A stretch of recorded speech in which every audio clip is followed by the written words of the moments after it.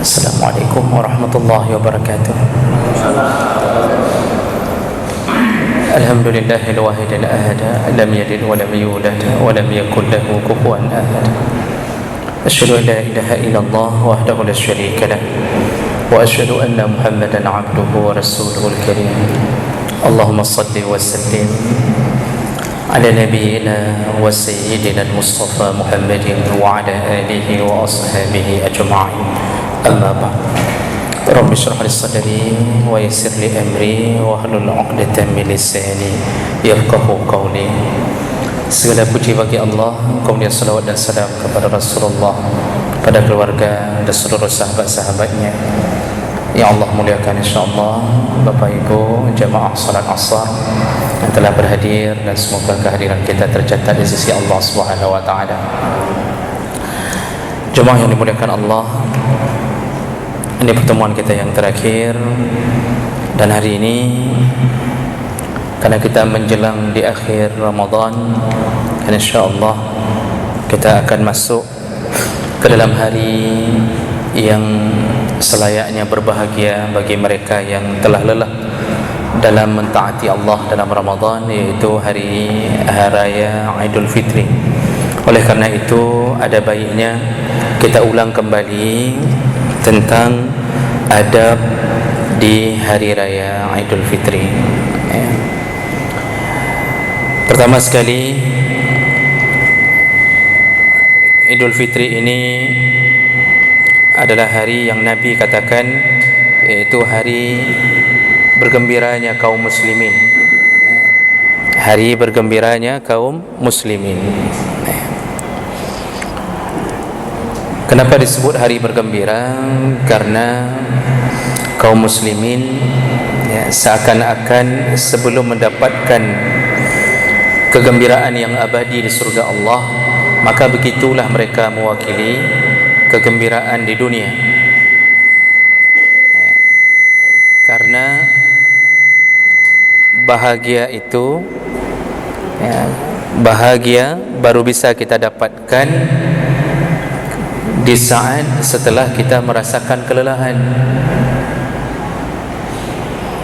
Orang yang selalu makan ikan asin, begitu diberikan ikan tongkol, maka makan ikan tongkol pun menyebabkan kebahagiaan. Kalau orang yang selalu makan ayam, maka kemewahan itu tidak lagi menjadi sumber kebahagiaan.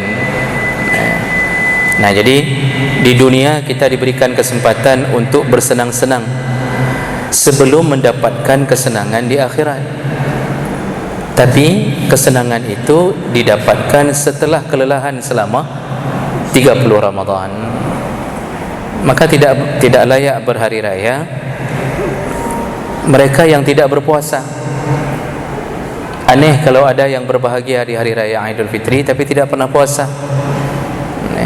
Nah, begitulah lambangnya tidak layak berbahagia di surga kecuali mereka yang telah lelah di dunia. Bapak Ibu maka Allah, dalam menghadapi Idul Fitri ada beberapa hal yang disunnahkan oleh Nabi sallallahu alaihi wasallam. Yang pertama, pagi Idul Fitri itu hendaknya seseorang melakukan ightisal.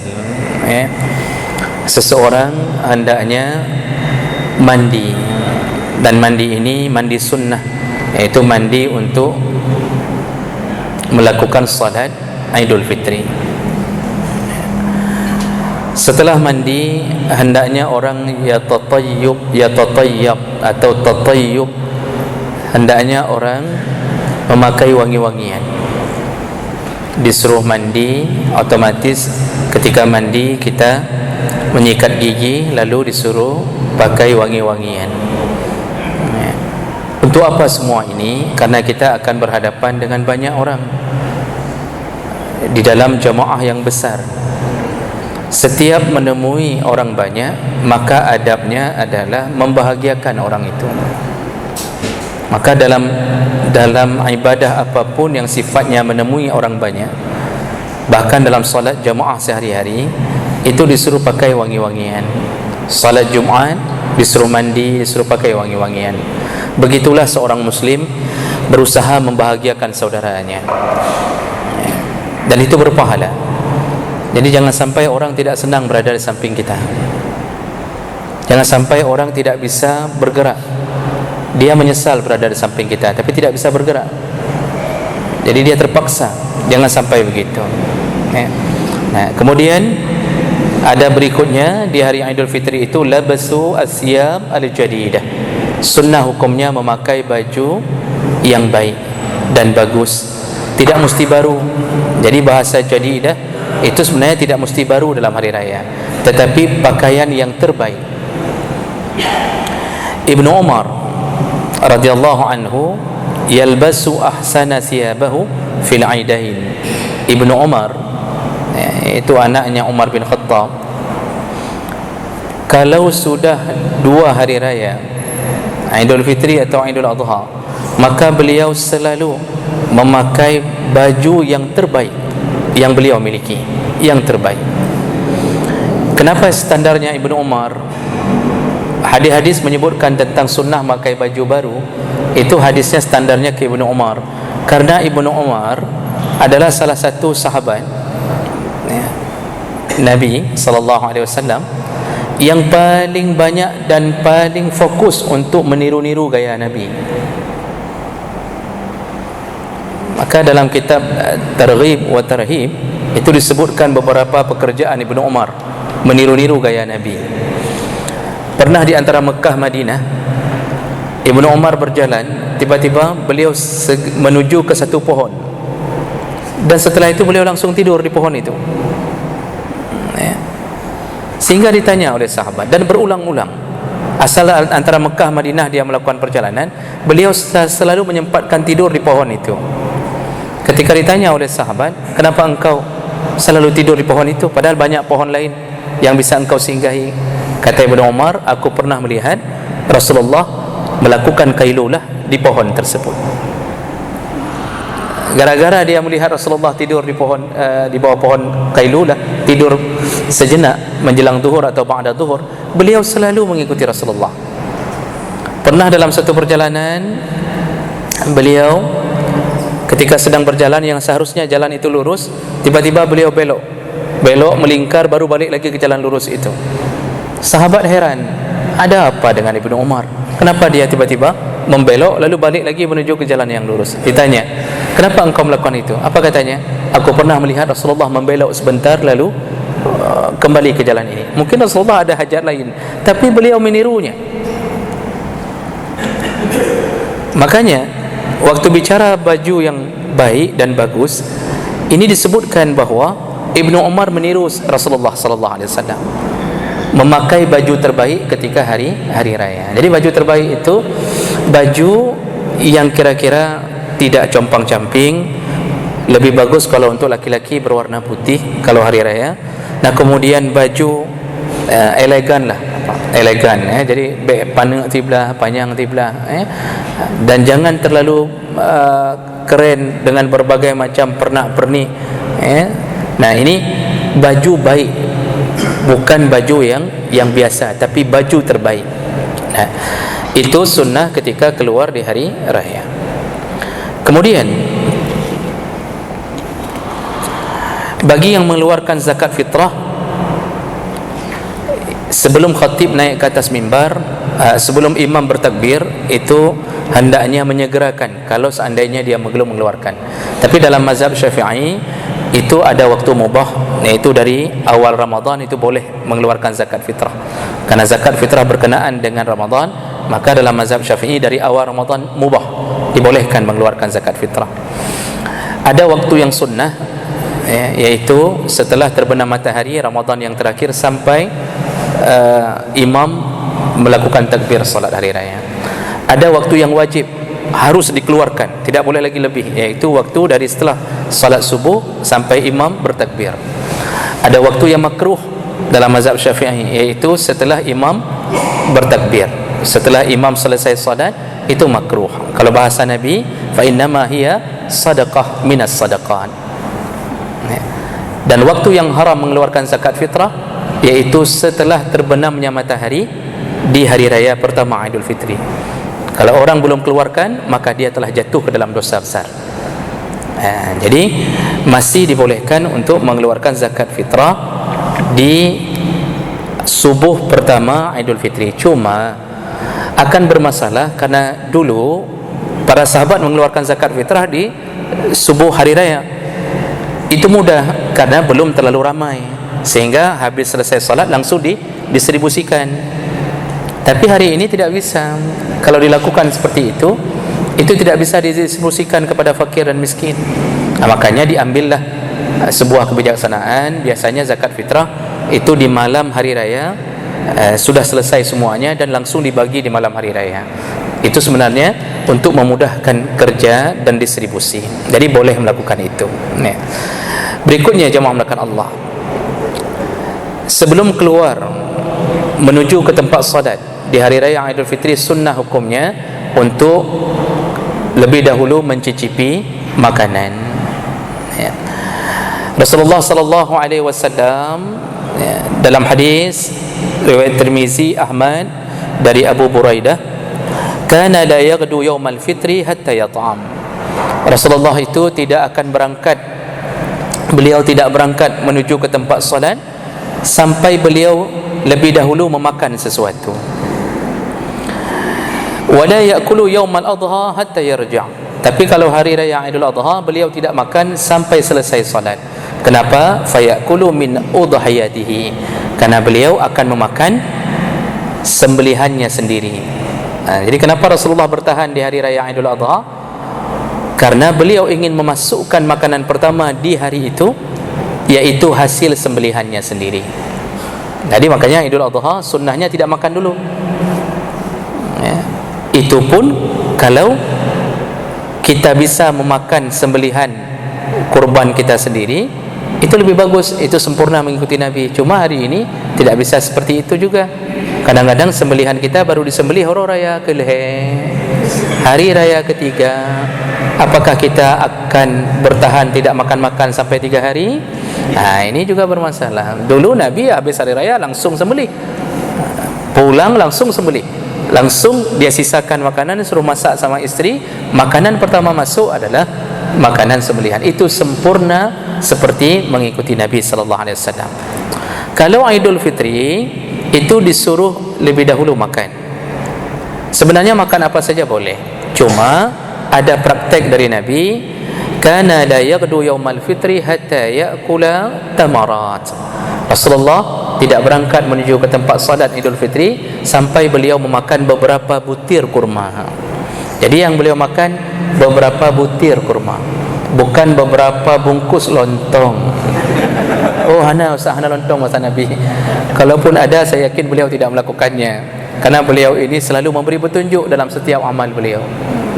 Jadi kalau bisa Bapak Ibu, makanlah kurma.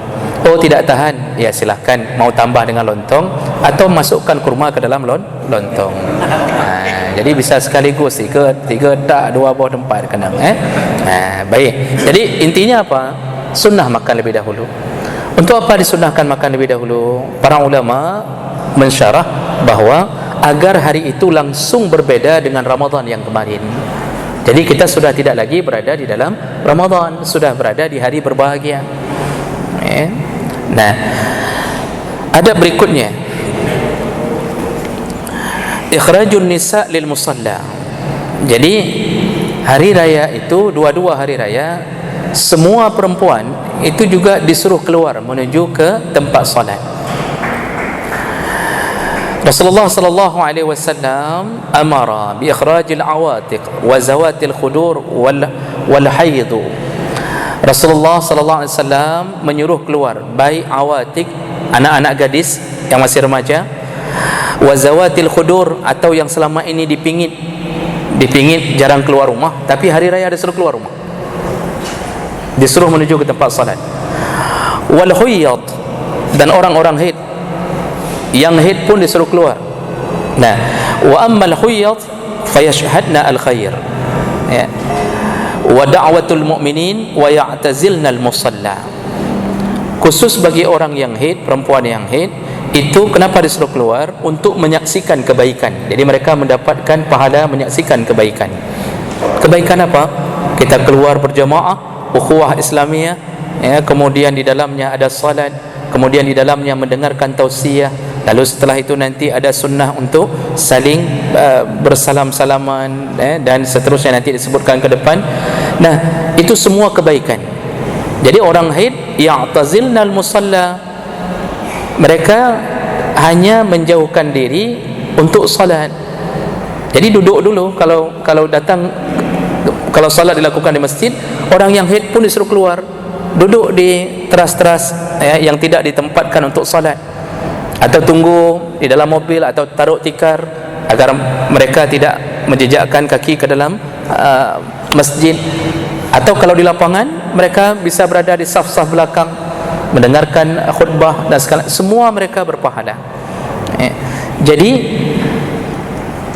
perempuan baik yang berhalangan maupun tidak berhalangan itu disuruh keluar, tetap sunnahnya disuruh keluar untuk memeriahkan syiar Islam di dalam Idul Fitri.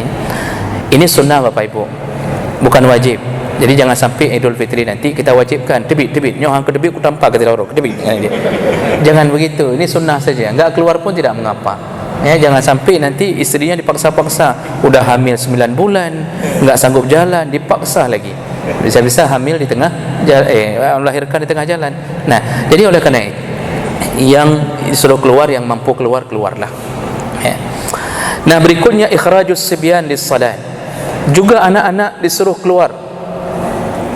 keluar menuju ke tempat salat. Ya. Dan ini berdasarkan hadis dari Ibnu Abbas radhiyallahu anhuma. Kata Ibnu Abbas, kharajtu ma'an nabi yauma fitrin aw adha fasalla summa khataba summa atan nisa fawada'una wa zakarahunna.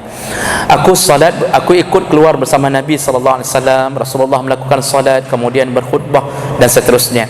Lalu ditanya, ya, ada sahabat yang pertama, walamma su'ila Ibnu Abbas ditanya, asyhadta al-'ain ma'an nabi? Engkau juga ikut salat bersama Nabi? Qala na'am. Walaula makani min as-saghir ma syahadtuhu. Dan umurku waktu itu aku masih kecil sekali, kata Ibnu Abbas. Jadi Ibnu Abbas belum baligh pun, tapi tetap beliau keluar. Jadi anak-anak, perempuan semuanya disunnahkan untuk keluar. Cuma ini juga dilihat kondisi, ya, kalau anak-anak itu keluar takut hancur semua urusan panitia, sebaiknya jangan keluar.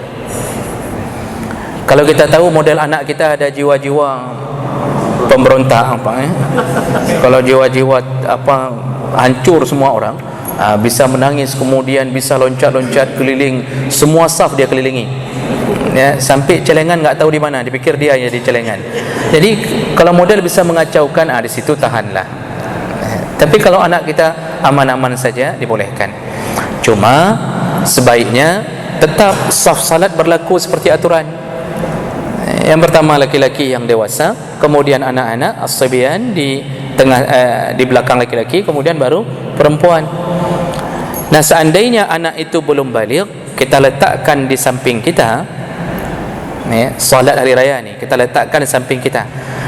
Kalau dia belum baligh tapi salatnya sudah bagus, maka tidak mengapa.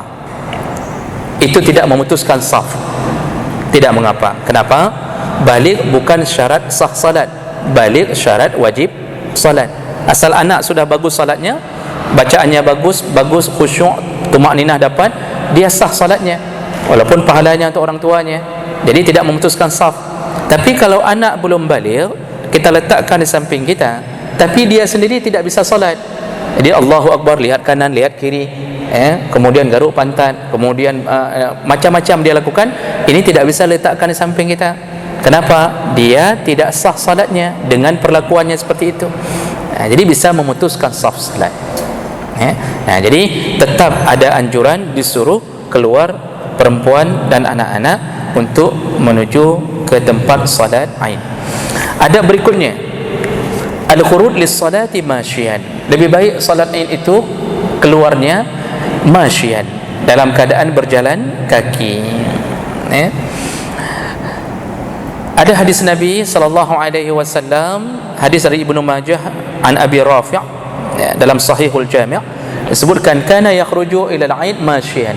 Rasulullah itu keluar menuju ke tempat solat dalam keadaan berjalan kaki. Summa yarji'u masyian, lalu dia nanti juga pulang dalam keadaan berjalan kaki. Nah, ini tentu dilakukan oleh Rasulullah karena jarak di waktu Rasulullah masih hidup itu masih terfokus pada area seputaran Masjid Nabi. Walaupun Rasulullah tidak melakukan salat dalam Masjid Nabi, beliau melakukan sebelah utara masjid dalam beberapa keterangan.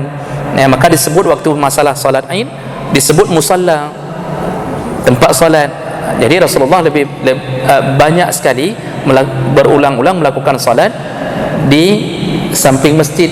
Nah, kenapa begitu? Para ulama menyebutkan karena di saat itu Masjid Nabi dipastikan tidak mampu menampung sahabat-sahabat yang keluar dengan keluarga mereka dari rumah. Kalau sekarang ditanya apakah lebih utama salat di masjid atau salat di lapangan, hadis Nabi secara zahir menyebutkan musalla, tidak menyebutkan masjid. Para ulama menyebutkan keterangan musalla itu bukan di dalam masjid. Cuma dalam mazhab Syafi'i disebutkan bahawa terjadi khilaf antara ulama-ulama Syafi'iyah, terjadi khilaf. Ada yang menyebutkan, Imam Nawawi menyebutkan dalam kitab Majmu', kalau salat itu dilakukan di Masjidil Haram atau di Masjid Nabawi, maka dipastikan salat dalam masjid lebih utama daripada di luarnya. Karena berkaitan dengan hadis Nabi, sekali salat di Masjidil Haram sama seperti 100,000 kali lipat pahalanya. Di Masjid Nabi sama seperti 1000 kali salat di luar lain. Jadi Imam Nawawi menyebutkan kalau dilakukan di Masjidil Haram atau di Masjid Nabi, tidak ada khilaf di antara kami, lebih mulia melakukan di dalam masjid. Tapi kalau dilakukan di luar Masjidil Haram, bukan di Masjidil Haram dan bukan di Masjid Nabi, inilah yang menjadi khilaf di antara para ulama. Ada yang mengatakan lebih utama di masjid, tapi lebih banyak jumhur yang mengatakan lebih utama berdasarkan zahir hadis di luar masjid. Wallahu alam. Artinya kedua-duanya boleh, tidak mengapa. Tapi kalau sudah cuaca tidak mendukung, maka dalam masjid lebih utama. Atau ditakutkan tengah sembahyang tiba-tiba hujan, maka dalam masjid lebih utama. Jadi intinya itu tidak jadi masalah. Mau lakukan dalam masjid boleh, mau di luar masjid boleh. Nah, jadi Rasulullah menuju ke masjid tidak jauh, walaupun sebelah utara Masjid Nabi tidak jauh, maka beliau melakukannya dengan cara berjalan kaki. Kalau begitu, bagi mereka yang dekat dengan masjid, dekat dengan masjid, area masjid, itu lebih bagus jalan kaki, Pak. Lebih bagus jalan kaki, mengikuti tuntunan Nabi. Tapi bagi yang jauh dengan masjid, itu tidak harus mengikuti tuntunan ini. Jangan sampai bapak keluar jam 6 atau setengah 7, sampai ke sini sudah selesai solat. Khutbah nak maholeh, khatib sudah pulang, semua jamaah sudah pulang, akhirnya kita tidak salat gara-gara mengikuti tuntunan jalan kaki. Ini bagi mereka yang berada di area sekitar masjid. Berikutnya sedikit lagi. Kemudian sunnah hukumnya at-tahlil wa takbir bi sautin murtafi' hatta al-musalla. Sunnah hukumnya begitu keluar dari rumah itu terus-terusan bertakbir. Jadi takbir bagi mereka yang berada di subuh hari raya itu ketika keluar itu sudah bertakbir dengan keluarganya, dalam mobil takbir. Jangan putar lagu nasyid Nisa Sabian itu lagi dalam mobil. Takbir Pak ini suruh. Jadi takbir Allahu Akbar, Allahu Akbar seterusnya. Itu dari keluar dari rumah. Ini kadang-kadang enggak. Ada yang sebaliknya, bukan takbir, ngupat. Jadi begitu keluar jalan kaki ni sama isteri sama anak, ada lihat tetangga masih tertutup pintunya. Dia bilang sama isteri, enggak ada tanda-tanda buka jijik menandroi. Jangankan yang mutarawih hantar bijak mati gopi. Dah begini. Kita ngupat di hari raya pertama ngupat. Mungkin karena kita sudah capek tahan-tahan dalam Ramadan enggak pernah ngupat lagi, maka kita qadha di waktu hari raya. Ini berdosa. Dan inilah yang menyebabkan kita menghanguskan pahala kita. Jadi jangan ngupat-ngupat. Habis pulang dari salat nanti jangan ngupat juga. Jadi baik dipikir solat baru ngupat, jangan. Makan ketupat bukan disuruh ngupat. Jadi Bapak Ibu melakukan Allah Subhanahu wa taala bi sautin murtafi'. Jadi takbir itu dengan suara murtafi', dengan suara keras. Maksud keras bukan teriak-teriak. Dia dalam mobil sampai teriak-teriak semuanya, sampai di stop sama polisi, tidak begitu. Maksud murtafi' terdengar suaranya. Nah, ini juga berdasarkan hadis Nabi sallallahu alaihi wasallam. Salah satu hadis dari Imam Baihaqi, kana yakhruju fil aidain rafi'an sautahu bit tahlil wa takbir. Rasulullah itu kalau keluar di hari raya beliau melakukan tahlil, takbir, rafi'an sautah, mengangkat suara. Kemudian ada berikutnya at-tabkir ila al-'aid. Jadi ketika keluar itu harus cepat, Pak. Tabkir itu berpagi-pagi. Percepatlah keluar. Kalau bisa, itu habis pulang dari salat subuh, makan sedikit, mandi, pakai minyak wangi, pakai baju, kemudian langsung keluar. Kenapa? Karena tidak ada yang lebih mulia yang dilakukan hari itu kecuali mengisi subuh itu dengan mempercepat beramal menuju ke tempat solat. Dan ini disebutkan, bahkan Ibnu Hajar ketika menanggapi tentang hadis-hadis masalah ini, beliau menyebutkan dalam kitab Fathul Bari, wa huwa dalun ala annahu la yanbaghi al-ishtighal fi yawm al-'aid bi syai'in ghaira at-ta'ahub lis-salat wal khuruj ilaiha. Wa man lazamahu an la yuf'al qablaha syai' ghairiha faqtaza zalika takbir ilaiha. Kata Ibnu Hajar, tidak ada yang lebih mulia, tidak ada yang lebih layak untuk menyibukkan diri di hari Aid kecuali memuliakan salat dengan cara keluar secepatnya menuju ke tempat salat. Jadi jangan sampai dihalu-halu selalu oleh pengurus. Bapak ibu, salat akan kita lakukan 5 minit lagi, segera lari, kaplung, bagah kaplung, baik gaduh banyak. Sampai ada pengurus yang kadang-kadang agak empep-pep sedikit, Pak. Kan kaplung kadang-kadang hina, kata pengurus. Jadi model-model begitu. Jadi Bapak Ibu maka Allah, itu dari habis salat subuh percepat, kira-kira jam 6:30 kita sudah berada di masjid. Perbanyaklah takbir. Berikutnya sedikit lagi. Dari tadi sedikit lagi tidak habis-habis. Nah, kemudian salat Aid itu adamul azan wal iqamah, tidak didahului dengan azan dan iqamah. Nah, kemudian Rasulullah setelah khutbah hari raya, beliau pernah melakukan takhsis al-imam an-nisa bil mau'izah. Rasulullah biasanya kalau sudah selesai khutbah hari raya untuk semua, karena dulu enggak ada mic, jadi kadang-kadang enggak sampai suara Rasulullah ke perempuan. Apa yang beliau lakukan?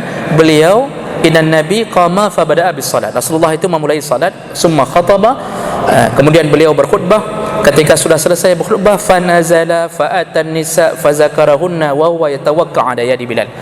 Beliau mendatangi rombongan perempuan, jemaah perempuan. Di situ beliau berkhutbah sekali lagi. Jadi bukan 2 kali khutbah. Di situ beliau hanya memberi tausiah kepada semua perempuan. Di situlah perempuan nangis-nangis. Kemudian Rasulullah mengatakan bahawa paling banyak, dalam hadis yang lain disebutkan, paling banyak penghuni neraka yang telah dinampakkan kepada aku adalah perempuan. Nah, kemudian ada ibu yang bertanya, apa salah kami ya Rasulullah? Rasulullah menjawab, yang paling banyak masuk neraka adalah para istri yang mengingkari kebaikan suaminya. Apa maksudnya mengingkari? Kata Rasulullah, yaitu ketika suami sudah berbaik kepadanya ad-dahr, bertahun-tahun lamanya, sekali suami berbuat salah, istri langsung mengatakan, irona hanagat matiga pi. Itu begitu kata beliau, tapi dengan bahasa Arab, Pak. Jadi bukan dengan begitu modelnya, bukannya jadi ini kata Rasulullah, perempuan paling banyak dalam neraka yaitu ketika suaminya sudah berbuat baik kepadanya bertahun-tahun, sekali berbuat salah dia langsung mengatakan, engkau tidak pernah baik sekalipun. Inilah penghuni neraka. Nah, disitulah perempuan menangis. Mereka mengatakan, kalau begitu ya Rasulullah, apa yang bisa kami lakukan? Kata Rasulullah, perbanyaklah sedekah. Lalu wa huwa yatawakka ala yadi Bilal. Rasulullah di saat itu bersandar di tangan Bilal. Lalu Bilal basata thawbahu yulqi fihi an-nisa sadaqah. Kemudian Rasulullah Bilal mengambil ridanya, lalu dia lentangkan di atas tanah. Kemudian semua perempuan yang hadir salat Aid itu semua mencabut gelangnya, dicabut cincinnya, semua emas mereka letakkan di atas ridanya Bilal. Karena Rasulullah tadi mengatakan untuk membebaskan diri perempuan dari neraka, perbanyaklah sedekah. Coba kita ceramahi setelah Idul Fitri begitu ke ibu-ibu, Pak. Saya yakin tidak satu cincin pun keluar dari tangan. Kau menang. Memang beda ya, apa istilahnya, kerinduan ini cerita kerinduan terhadap surga. Tapi nanti biasanya beliau akan bersedekah di lain waktu. Baik, kemudian sebagai penutup, ini kita selang-selang yang penting-penting. Ada sunnahnya al-musafahah li ikhwanihi al-musallin wa tabadul at-tahni'ah. Setelah salat dianjurkan untuk musafahah bersalaman, kemudian dianjurkan berpelukan, wa tabadul at-tahniah, dan saling mengucapkan tahniah selamat hari raya. Bagaimana ucapannya? Dalam hadis riwayat dalam kitab Al-Hawi lil Fatawa, itu disebutkan yang diperbuat oleh sahabat dan tabi'in, yaitu mengucapkan kalimah taqabbalallah minna wa minkum. Jawabannya minna wa minkum taqabbalallah. Oh, tapi enggak kita pakai itu. Kita ingin mengucapkan selamat hari raya Aidil Fitri, boleh, tapi yang lebih utama yang telah dipraktikkan oleh para sahabat dan tabi'in. Nah, jadi sambil salaman ucapkan itu. Di saat itulah yang punya masalah hendaknya segera menemui dan meminta maaf dari orang yang pernah dia zalimi. Itu lebih baik. Jadi cara minta maafnya bagaimana? Jangan hanya mengucapkan selamat hari raya Aidil Fitri 1441 Hijriah, mohon maaf lahir dan batin. Tidak begitu. Minta maaf apa yang telah kita lakukan kepadanya. Kita mengupatnya, kalau dia tahu wajib menemui secara langsung. Kalau dia tidak tahu, barulah kita kumpulkan partner mengupat untuk membersihkan nama dia. Kemudian ar-ruju' min tariqin akhar. Kalau pergi dari satu jalan, pulang dari jalan yang berbeda. Begitu sunnahnya. Nah, ini tadi berdasarkan hadis tadi Rasulullah berjalan kaki dari satu jalan, waktu pulang dari jalan yang berbeda. Kenapa begitu? Ini salah satu hikmahnya adalah agar orang yang pergi dan pulang dari salat hari raya beda jalan, supaya lebih banyak menemui saudaranya muslim, sehingga lebih banyak salam yang dia ucapkan, lebih banyak maaf-maafan yang dia lakukan, lebih banyak senyuman yang dia berikan kepada saudaranya. Jadi kalau pergi dari kanan, ini kalau ke Masjid Jami, bapak pergi dari sana, itu pulang nanti dari sana, tapi ustaz rumah saya di sana, kan jadi balik lom ke dia putar ke dia. Jadi kadang-kadang ada yang nanya, tapi ustaz rumah saya di sana. Disunnahkan berjalan dari tempat yang berbeda. Begitu juga kalau kita tinggal di kampung, pergi dari lorong ini, pulanglah dari ini. Jadi ini maksudnya dari lorong ke lorong ketemu orang. Jadi bukan keluar dari pintu depan, masuk nanti dari pintu belakang. Tidak begitu maksudnya. Baik. Lalu bersilaturahim, lalu kemudian janganlah, nah ini benar-benar terakhir, betul-betul kan terakhir Pak. Setelah itu maka al-ijtihad fi ta'atillah wa tarkil ma'asi. Setelah melakukan salat, berjanjilah kepada Allah benar-benar kembali taat dan tidak lagi mengulangi maksiat. Jadi jangan sia-siakan Ramadan kita. Para ulama, Syekh di Mesir, Syekh Ali Jum'ah, itu pernah mengatakan dalam kitab beliau, seburuk-buruknya manusia dalam Ramadan yaitu hanya mengenal Allah dalam Ramadan. Setelah itu dia tidak kenal Allah lagi. Hari raya biasanya dalam Ramadan duhur berjamaah, jamaah, selalu jamaah. Begitu hari raya, duhur hari raya pertama, langsung tidak lagi berjamaah. Asar hilang, tidak tahu ke mana, tidak nampak-nampak lagi, hilang betul-betul. Jadi ini seburuk-buruknya orang yang pernah mendapatkan Ramadan. Dari situ kita sudah tahu kemungkinan besar kita bukan golongan orang yang makbul Ramadan kita. Karena Allah mengatakan la'allakum tattaqun. Setelah Ramadan seharusnya engkau bertambah takwamu. Ini kok setelah Ramadan tiba-tiba enggak nampak lagi jamaah, menunjukkan kita bukan dalam golongan orang-orang yang makbul Ramadan kita. Maka jangan kembali bermaksiat setelah Ramadan. Ini anak-anak muda yang belum nikah, jangan tunda hari itu sebelum Ramadan, tunda sebentar, bilang sama ceweknya kita tunda dulu dalam Ramadan. Habis Ramadan kembali hari pertama berboncengan dengan cewek, beli balon, kemudian duduk di waduk berdua-duaan. Berapa manfaat Ramadan? Maka cepat-cepatlah menikah, pacaranlah dengan istri sendiri. Semoga bermanfaat untuk menyambut kesiapan kita melakukan hal-hal yang lebih baik dari mulai Ramadan sampai ke hari raya Aidil Fitri. Dan semoga Bapak Ibu yang berhadir, Allah telah catatkan pahala dan perjuangan kita dalam Ramadan, dan semoga Allah kumpulkan kita kembali di dalam surganya. Amin ya rabbal alamin.